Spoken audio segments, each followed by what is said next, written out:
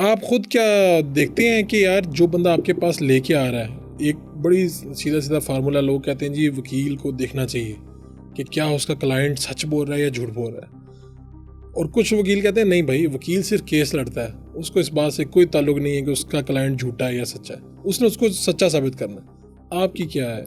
अच्छा, ये बड़ा इंटरेस्टिंग सवाल है, इस पे मेरी एक टेक डिफरेंट है। देखें, हर आदमी का राइट है to be represented, Islamically fundamental right है उसका कि उसको एक वकील मिले।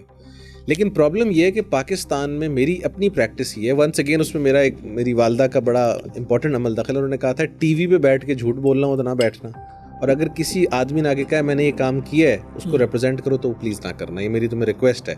अगर कहा है कि जी मैंने कत्ल किया है, मैंने फलां किया, मैंने डकैती की, तो मुझे रिप्रेजेंट करो, तो तुमने नहीं करना। अच्छा, होता ये है पाकिस्तान में लोग बड़ा कैंडिडली आके कहते हैं मारे जी बंदा करो, अब आहिस्ता आहिस्ता ले लो सानू छुड़ाओ। वो क्या कहते हैं ना, नीली कोड़ी जे वकीला तेरी जे पहली पेशी यार छुट जाए, तो वो गाने एवं नहीं बने हुए। सो हमारे यहाँ लोग आके बताते हैं कि जी हमने ये किया है तो हमारी जान छुड़वाएं। इंग्लैंड वगैरह में ये कॉन्सेप्ट नहीं है, वहाँ आके वो आपको फैक्ट्स ही उतने देते हैं कि जी मेरे ऊपर ये एलिगेशन है, मुझे रिप्रेजेंट करे, तो आप कर सकते हैं बिकॉज आपको वो बता ही उतना रहा है। ठीक है। लेकिन अगर मैंने जहाँ ओथ लिया हुआ है, जो कि बारेट लॉ जब हमने किया था, तो वहाँ पर ये कहा गया है कि जब आपसे आके कोई कन्फेशन करे तो फिर आपका मकसद है कि आप जाके कहें कि आई एम प्रोफेशनली एम्बैरेस्ड, मैं नहीं कर सकता ये काम। सो ये भी गलत फहमी है, एक आम तासुर है कि जब आपके आगे आके एक बंदे ने कहा जी मैं मारे बंदा तो मैंने रिप्रेजेंट अपनी फीस लें करोड़ों में छोड़, ये काम नहीं, आपकी कॉन्शियस नहीं। अब आप इसको किस तरह से देखते हैं, यानी आप अपनी वालदा की वजह से? वालदा की वजह से भी वैसे भी ना सर दिल नहीं करता। मैं आपको भी एक छोटी सी एग्जांपल देता हूँ। मुझे उस दिन एक फ़ोन आया एक कि जी आप मर्डर अपील में हमारी पेश हों, तो मैंने उनसे अगला सवाल पूछा कि ये बंदे के ऊपर इल्ज़ाम है, तो मेरा ख्याल था आगे से कहेंगे जी इल्ज़ाम है। उन्होंने कहा नहीं जी खड़का के मारे ने और तुसी बस बंदे कटाओ। मैं कहा जी आई एम सॉरी। मसला ये है ना फारूक भाई, आज मैं किसी बेकसूर आदमी को, फ़र्ज़ करें मेरे आर्गूमेंट सुन के एक कसूरवार बाहर आ जाता है, तो कल को फिर ये उल्टा मेरे पे भी पड़ना है, मुझे भी इसका कोई ना कोई बैकलैश तो किसी ना किसी टाइम पे ज़िंदगी में आएगा कि फिर वो अल्लाह ताला का इंसाफ भी तो एक है। सो यस, उसको अगर मैं रिप्रेजेंट नहीं कर रहा तो सरकारी वकील मिल जाएगा जो उसके लकूनास बता देगा, लेकिन सारा केस इम्प्रूव करके, आपको पता ही है जी, मैं मतलब I will not like to comment कि जी मेरे हमारे वकला इम्प्रूव करते हैं। वही तो मैं कह रहा हूँ कि अगर आपकी जो थ्योरी है इसको मान लिया जाए तो पाकिस्तान में तो हमारे क्रिमिनल्स को वकील ही ना मिले।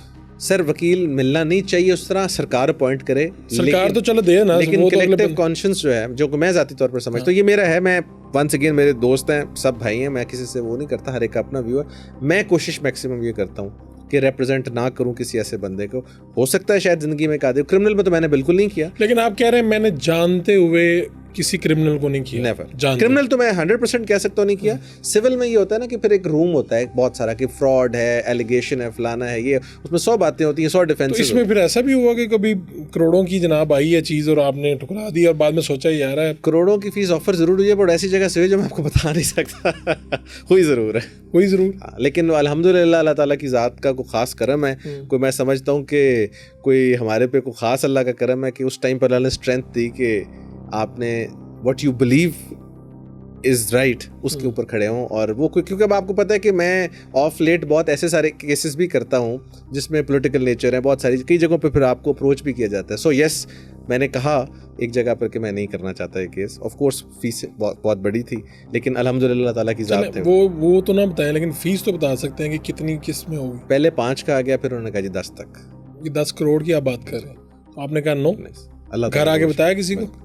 मैंने एक चीज़ अपने वालिद साहब से शेयर की थी आते ही, सबसे, because I am very close to my father, और वो कहते हैं यार मैं बड़ा खुश हूँ, बिकॉज जब वो केस की नेचर उन्होंने सुनी ना तो उन्होंने कहा आई am very very happy and pleased. इसी तरह बहुत सारे जब बड़े केसेस आते हैं ना, जब आप देखते हैं शहरों में कि जी फलां उसने गाड़ी चढ़ा दी उस पर, ये कर दिया, without naming the cases, because इस टाइम तो हमारी तो सोसाइटी में चीज़ चल रही होती है, तो तब भी बहुत दफ़ा लोगों ने अप्रोच किया। लेकिन मुझे टीवी परसेप्शन से पता लग जाता है, या मैं देख लेता हूँ एक चीज़, अब इतनी अल्लाह ताला ने अक्ल समझ दी है कि ये नहीं हो सकता कि आप जैसे गाड़ी निकालें चढ़ा के, उसके बाद आप कहें जी कि ये मेरे से तो गलती हो गई है, या मैंने फलां ने गलती कर दी, या फॉर दैट मैटर किसी के ऊपर फायर कर दिया या कुछ कर दिया। तो उन चीज़ों को भी मैंने कोशिश करके अवॉइड किया।